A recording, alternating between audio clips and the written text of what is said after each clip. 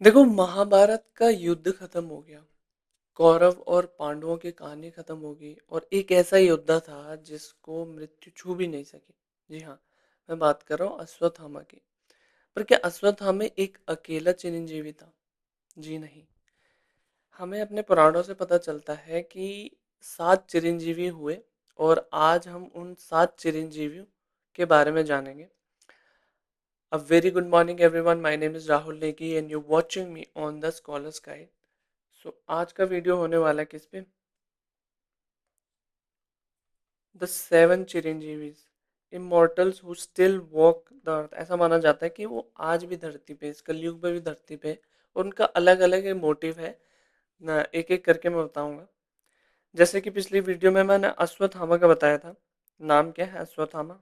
भूमिका, कुरुक्षेत्र के महान योद्धा और द्रोणाचार्य के पुत्र। अब हम सभी को पता है द्रोणाचार्य द्रोणाचार्य का जब मारा गया तो अश्वत्थामा को बहुत क्रोध आया।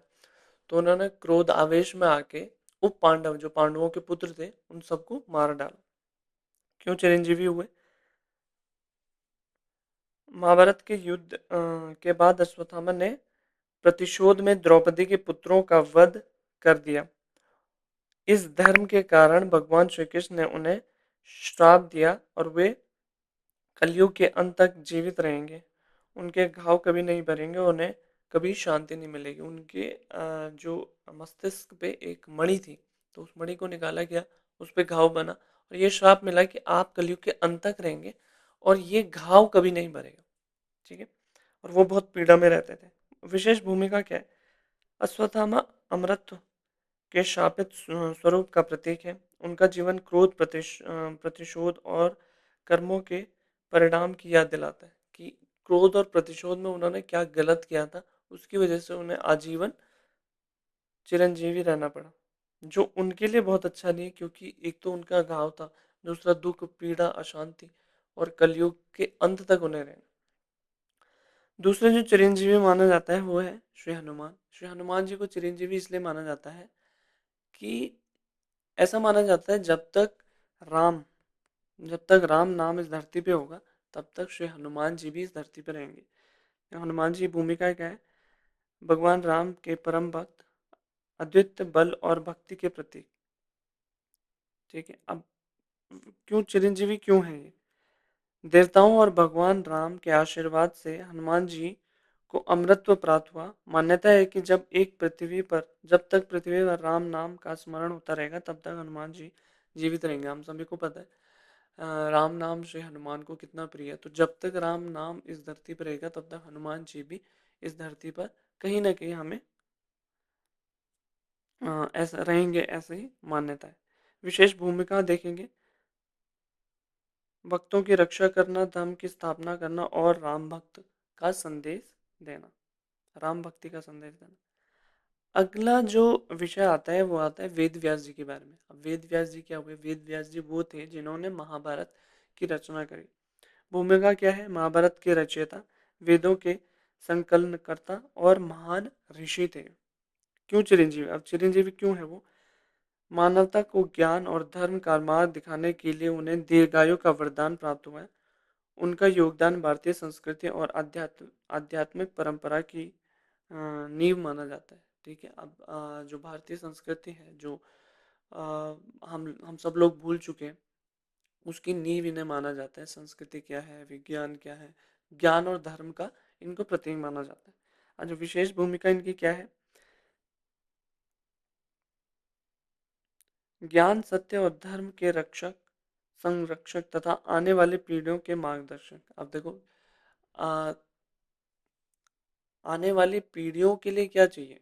सिर्फ ये नहीं पीछे उनका जन्म हुआ, नहीं, उनको संस्कृति से जोड़े रखना, अपने रूट से जोड़े रखना, वो जरूरी है। ठीक है। इसीलिए वेद व्यास जी भी हमारे चिरंजीवी हैं। अगले जो चिरंजीवी हुए हैं उन सबको तो सभी जानते हैं। परशुराम जो छठे अवतार थे, किसने? श्री विष्णु के। भूमिका क्या है? भगवान विष्णु के छठे अवतार और महान योद्धा ऋषि। क्यों चिरंजीवी हुए? धर्म की रक्षा और भविष्य में भगवान कल्कि के गुरु बनने के उद्देश्य से उन्हें अमरत्व का वरदान मिला। अब ये जो वो है, युग है, ये कलयुग है। यहाँ पर जो राक्षस है उससे बचाने के लिए जो कल के अवतार आएंगे उनके गुरु बनेंगे परशुराम। विशेष भूमिका क्या है? अधर्म के विनाश, तपस्या और शौर्य के प्रतीक तथा भविष्य के युग के परिवर्तन के साक्षी। ठीक है, इनको इसलिए अमरत्व का वरदान मिला है। अगले हैं कृपाचार्य। अब कृपाचार्य को सभी जानते हैं, महाभारत के योद्धा थे और ये एक एक ऐसे योद्धा थे, कुछ योद्धाओं में से ऐसे योद्धा थे जो महाभारत का वॉर सरवाइव कर पाए थे। ठीक है, ये जीवित बचे थे वहाँ। भूमिका क्या है इनकी? महाभारत काल में महान आचार्य और कौरव पांडवों के गुरु थे। ठीक है, क्यों चिरंजीवी? उनकी विद्वता, संयम और धर्मनिष्ठ के कारण उन्हें चिरंजीवी होने का वरदान प्राप्त हुआ।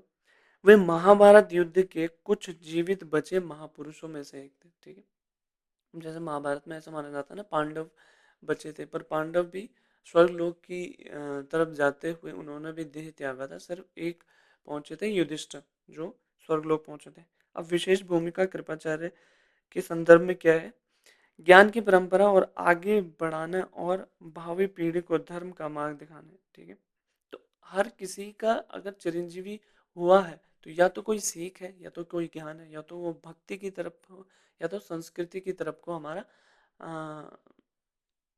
ध्यान ले जाने के लिए। ठीक है, आगे जो चिरंजीवी होते हैं, विभीषण। विभीषण, अब विभीषण को चिरंजीवी क्यों माना जाता है?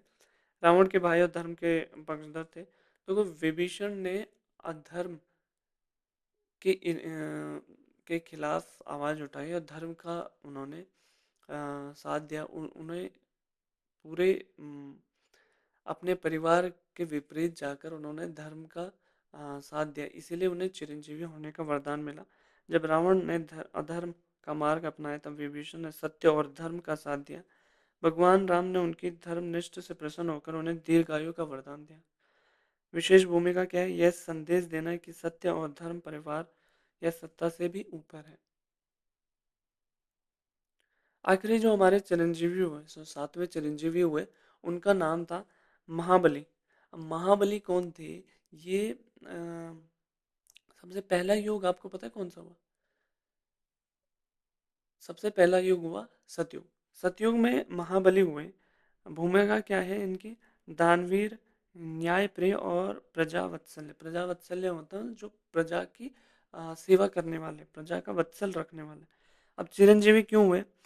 भगवान विष्णु ने वामन अवतार को भगवान विष्णु के वामन अवतार को 3 पग भूमि देने के बाद महाबली ने अपना सब कुछ समर्पित कर दिया। उनकी विनम्रता और दानशील से प्रसन्न होकर भगवान विष्णु ने उन्हें चिरंजीवी होने का वरदान दिया। अब 3 पग कैसे? जब भगवान विष्णु का वामन अवतार था और इन्होंने बोला कि भगवान आप जो मांगना चाहे आप मांग सकते हैं। तो ये पूरे पृथ्वी के राजा थे उस समय। तो उन्होंने एक आकाश पे रख दिया, एक पैर पृथ्वी पे रख दिया। अब वामन अवतार जो विष्णु के थे उन्होंने पूछा, आपने तो कहा था 3 पग जमीन, हाँ विष्णु ने 3 पग जमीन मांगी थी, तो तीसरा पग कहाँ रखूं? तो इन्होंने कहा अपने मेरे मस्तिष्क, मेरे सर में रखिए तीसरा पैर। तो ऐसे दानवीर थे, उस वजह से उन्हें चिरंजीवी होने का जो वरदान मिला। और विशेष भूमिका क्या है? त्याग, विनम्रता, सत्यनिष्ठ और आदर्श शासन के प्रति। तो देखो, चिरंजीवी कई हुए, अश्वत्थामा भी हुए, हनुमान भी हुए, विभीषण भी हुए, पर सब अपने कर्मों की वजह से हुए। इसलिए ये कहा जाता है कि जैसा आप कर्म करेंगे वैसा आपका फल मिलेगा। इसी के साथ मैं अपनी वाणी को विराम देता हूँ और मिलूंगा आपसे अगली वीडियो में जिसमें महागाथा सीरीज की एक अगली कहानी में मैं प्रकाश डालूंगा। तब तक के लिए धन्यवाद। आशा करता हूँ आपको ये वीडियो पसंद आई होगी। पसंद आई तो सब्सक्राइब करें द स्कॉलर्स गाइड, जहाँ मंडे से फ्राइडे मेरी वीडियो आती है यूजीसी नेट पे, सैटरडे को रिसर्च पे और संडे को महागाथा, जो महाभारत की हमारी सीरीज चल रही है। उसके बाद हम रामायण पे बनाएंगे और उसके बाद महागाथा एक ऐसी ऐसी कहानियाँ को उजागर करेंगे जिससे आपके कंसेप्ट एकदम क्लियर हो जाएंगे। हमारी संस्कृति और हमारे आ, भूतकाल में जो भी हमारे साथ हुआ है, जो अलग अलग युगों में हुआ है, उसके रिगार्डिंग आपके सारे डाउट क्लियर हो गए। Okay then, bye.